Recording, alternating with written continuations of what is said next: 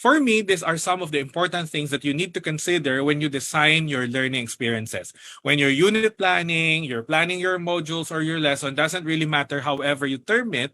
But in the end, when you design your learning experiences, these are the things that you need to consider. What are your intended learning outcomes?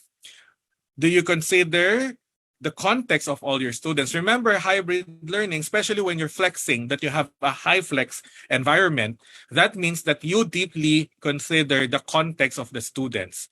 Remember, in all of our discussions in education, context is the king. Context even is more important than content, because you can teach all the content that you want, but if it's not appropriate, the manner of teaching is not appropriate to the context of the student, then I don't think you are able to achieve your learning outcomes well.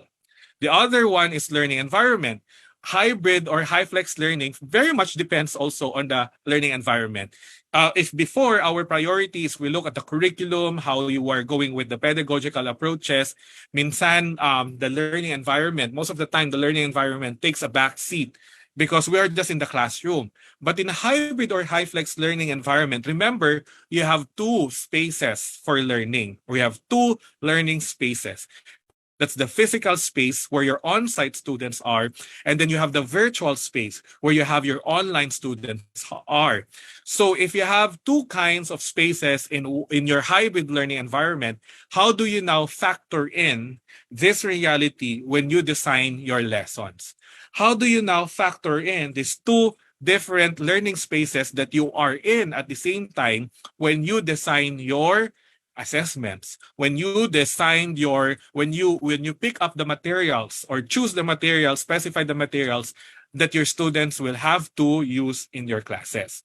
Okay, and then in the end, you also have student choice and voice. Student choice and voice is very important. When you design your lesson, are there pathways or options for students on how they can proceed with their learning?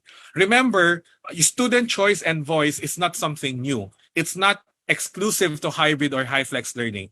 We're not talking about student choice and voice because there is hybrid learning or HyFlex learning.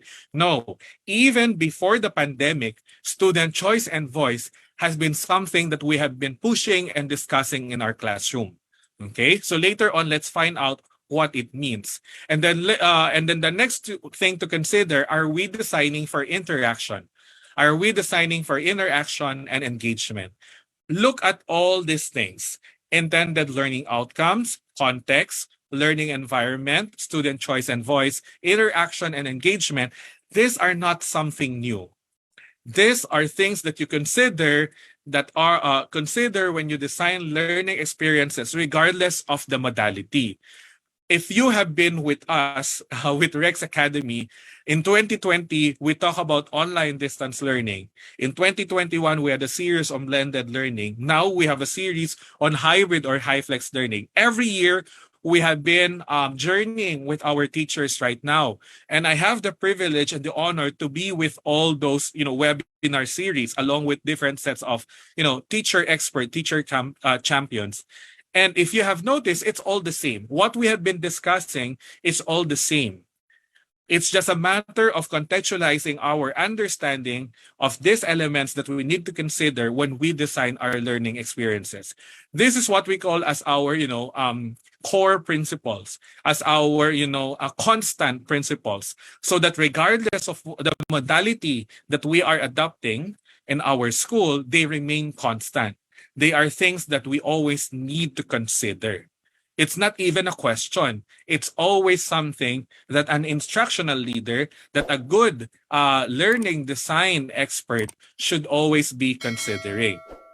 In the end, when we are talking about hybrid learning, our goal is a seamless integration of online and face-to-face activities, right? We have to make sure that our online and face-to-face learning activities are seamlessly integrated with one another.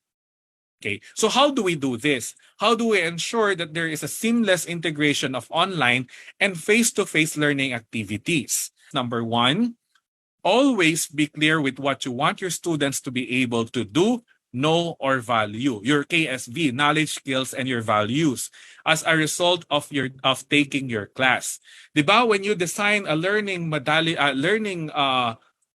you design learning experiences, whether it's a module, unit, or lesson, you always need to make sure that you are clear with your learning objectives. Actually, one of the things that I've learned from my mentors, when I started teaching, it's the principle of alignment. What does it mean? Regardless of the modality that you're teaching, your outcomes, assessment, learning experiences should be aligned. What does it mean? Look at your learning experiences. Are they aligned with the assessments that you are deploying to your students, whether it's formative, or the formative helping your students to be able to work on the summative assessments that you have?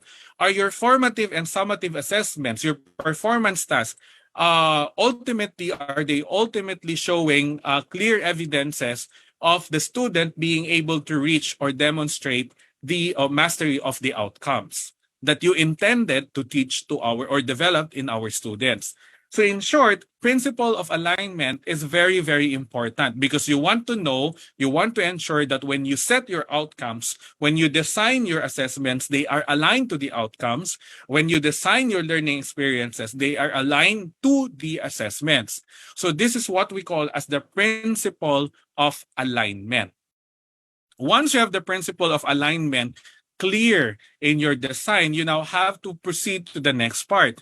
Determine which learning experiences or activities can better help students develop or demonstrate mastery of knowledge and skills. For example, your learning outcome is for them or for the kinder students to count 1 to 100, 1 up to 100. Of course, you now have to make sure that when you think, ano kaya yung pwedeng learning experiences so that my students can actually demonstrate to me that they can count 1 to 100. So that means I need to introduce what is counting. I need to introduce how to count 1 to 100. What specific activities should I do to enable that? And then I need to make sure that I check their understanding. I need to practice with them. So that is how we determine learning experiences or activities, so that in the end they are aligned to the demonstration or to the or goal to our goal of our students being able to develop or demonstrate mastery of knowledge and skills, right? And then because it's hybrid or HyFlex learning, once you identify those learning experiences or activities, you now have to determine which of these learning experiences would better lend themselves to a face-to-face format or online setup. For example, science experiments. You need laboratory equipments. Do you want to do this online? Do you want to do this face-to-face, right? It really depends on the availability of the materials that you have. If it's a simple science experiment wherein the materials are readily available at the houses or maybe kitchen of our online students, I think you could do that both in face-to-face and online setup. Of course, with proper protocol, because experimenting at home might need some guidelines, especially when our students are working on their own. Now, what if the science experiment needs special, materials? Like for example, chemicals or whatever. You might want to differentiate your instruction. Maybe for today or for this week, those who will undergo science experiment will be those who are in the classroom or on site because they have access to the laboratories. How about those online students? Maybe you can differentiate with another learning activity, so that when they go back, so that when it's their turn to go to the face-to-face learning environment, then they're the one doing the experiment also. So in short, it's a matter of being creative with how you determine which activity should be done online, which should be done face-to-face. Like for example, group work or group discussion. If this is possible online and possible on-site, then do it. What about PE class? PE class, for example, if they can do it that at home, then it's safe. It's safe to do it online for the online students. However, if it's too difficult to be done online, then you might have to note that this is to design it as a face-to-face learning experience. But the question is, ano ang gagawin ng mga nasa online classes?